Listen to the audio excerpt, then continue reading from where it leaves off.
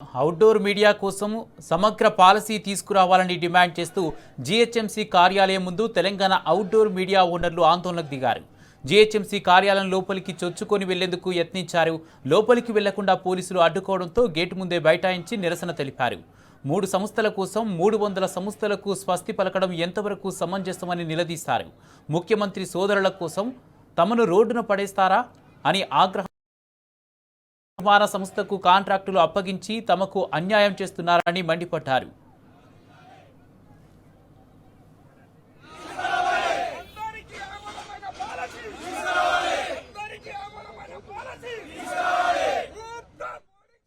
అయితే గవర్నమెంట్ అయితే పాలసీ తీసుకొస్తుందా అంటుందో కానీ దాంట్లో ఉన్న కొన్ని విషయాలు మాకు తెలిసినాయి.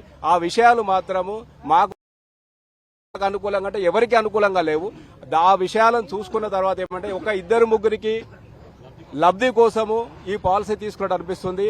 గౌరవ ముఖ్యమంత్రి గారికి ఈ మున్సిపల్ శాఖకి ఆయన మంత్రివర్యులుగా ఉన్నారు కాబట్టి మేము కలవడానికి చాలా ప్రయత్నం చేస్తాం. మా రిక్వెస్ట్ ఏంటంటే గౌరవ ముఖ్యమంత్రి గారు మాకు ఒక 5 నిమిషాల టైం ఇవ్వండి సార్.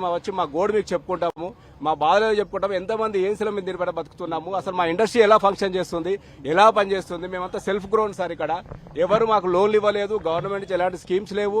మేము ఇవాళ 20వ తారీఖు కూడా ఇక్కడ ఉన్న వాళ్ళందరూ జీఎస్టీ కట్టి ఇక్కడికి వచ్చాం సార్. మేము ఇవాళ 20వ తారీఖున జీఎస్టీ కట్ట ట్యాక్సులు కట్టి ఇక్కడికి వచ్చాము. మేము చేస్తున్న కొద్ది బిజినెస్ కైనా కూడా మేము చేస్తున్నాము. మీరు జీహెచ్ఎంసీ లాస్ట్ టైం ఎలక్షన్స్ లో జీహెచ్ఎంసీ మీరు మేనిఫెస్టోలో కూడా పెట్టారు ఏమని, జీవో నెంబర్ 68 మేము వస్తే జీహెచ్ఎంసీలో వస్తే మేము రద్దు చేస్తామన్నారు.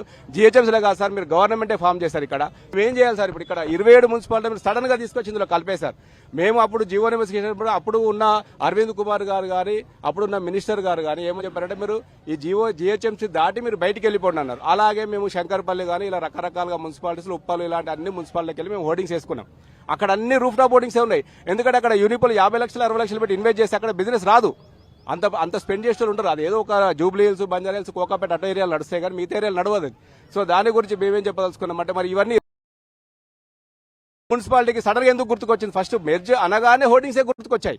70 సంవత్సరాల నుంచి అప్పటి నుంచి లేనిది ఇప్పుడు 15-20 సంవత్సరాలు ఇక్కడే ట్యాక్స్ కడుతున్నాం. జీహెచ్ఎంసీలు మేము కడుతున్నాం 4-500 ఏజెన్సీలు మేము కోట్ల రూపాయలు కడుతున్నాం. అది స్టార్ట్ అయ్యి మార్చి ఎండింగ్ అడ్వాన్స్ పేమెంట్ తో సహా అడ్వాన్స్ తో స్టార్ట్ అయ్యి 3 నెలలు కట్టేసుకుంటారు. అందరూ కడుతున్నారు. 3 సంవత్సరాల నుంచి అప్పులు పాలైపోయి జీహెచ్ఎంసీ లెవెల్లో అసలు అంతకుముందు అయితే జీహెచ్ఎంసీ ఆపేసి కూడా అయింది.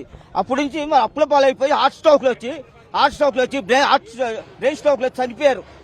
పిల్లలు ఎంతో చిన్న పిల్లలు, వాళ్ళు తల్లిదండ్రులు ఎంతో మంది, పాపులేటర్లు, మౌంటర్లు, ఎలక్ట్రీషియన్ వాళ్ళు అందరూ అప్పులు టెన్షన్ తట్టుకోలేక కనీసం మానవత్వంగా ఆలోచించండి, మా గోడేనండి. ఆయన ఒక అరగంట టైం ఇవ్వమంటున్నారు. మేము అందరూ అడుగుతాం. వీళ్ళైతే 3 సంవత్సరాలు 4 సంవత్సరాలు పిచ్చి రాత్రి మగళకి తిరుగుతున్నారు. నా కూసూరు మంది, నేను తెరలేకపోతున్నాను. ఆటో ఆపరేషన్, బైపాస్ సర్జరీ అయింది. అట్లా చాలా మంది సర్జరీ లేని టెన్షన్ తట్టుకోలేక చాలా దగ్గర తెలంగాణ మొత్తం 5 లక్షల మంది మాక్సిమం ఏజెన్సీలు ఉంటారు కనపడకుండా. ప్లస్ దీని మీద ఆధారపడ్డ వాళ్ళు ఫ్లెక్స్ మోటార్స్ కానీ, ఎలక్ట్రిషన్ కానీ, మన ఫ్లెక్స్ ప్రింటింగ్ చేసేవాళ్ళు కానీ, ఫ్లెక్స్ దాని ముడి పదార్థాలు వచ్చేవాళ్ళు కానీ, ఆటో వాళ్ళు, మా స్టీల్ తీసుకెళ్తాకి ఆటో డీసీఎం వాళ్ళు కానీ చాలా మంది కనపడకుండా ఇందులో చాలా మంది ఇన్వాల్వ్ అయి ఉంటారు. కానీ పైకి మంది కనపడరు, మేమే కనపడతాం పైకి. కానీ దీని మీద ఆధారపడ్డ వాళ్ళు ప్లస్ పెద్ద అడ్వర్టైజ్మెంట్ వాళ్ళు, కాఫీ పళ్ళు కానీ, చాయ్ పళ్ళు కానీ, మన బట్టల షాప్ వాళ్ళు కానీ ఇదంతా చిన్నగా పెట్టుకుని ఓటింగ్ మీద పెట్టుకుని పబ్లిసిటీ చేసుకుని బతికిన వాళ్ళే. వాళ్ళు తీసుకొచ్చి ఒకేసారి 5 లక్షలు 10 లక్షలు ఆస్తులు కంటే వాళ్ళు ఎక్కడ కట్టలేక సంవత్సరం పాటు వచ్చే పేమెంట్ 1 నెలలో కట్టాల్సి వస్తుంది ఇప్పుడు ఉన్న ఏజెన్సీ వాళ్ళకి. ప్రభుత్వం వచ్చిన తర్వాత ఒక 2-3 ఏజెన్సీలే లబ్ధి చేకూరే విధంగా వ్యవహరిస్తున్నారు. ఇది ముఖ్యమంత్రి గారికి తెలుసో తెలియదో కానీ వాళ్ళ కింది స్థాయి అధికారులు కానీ కింది స్థాయి నాయకులను పట్టుకొని 3 ఏజెన్సీలు మాత్రము ఇష్టారీతంగా వ్యవహరిస్తున్నారు. R&B అబౌవ్ 15 ఫీట్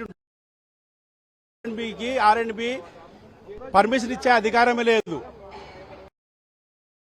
రోడ్ మధ్యలో వేసేది ఎక్కడ అధికారం లేదు. కానీ ఎక్కడ లేని విధంగా ఇక్కడ ఈ ప్రభుత్వము రోడ్ మధ్యలో క్యాంటిలివర్ ఇవ్వడం జరుగుతుంది. సౌత్ ఇండియాలో మొత్తం లేదు ఎక్కడ.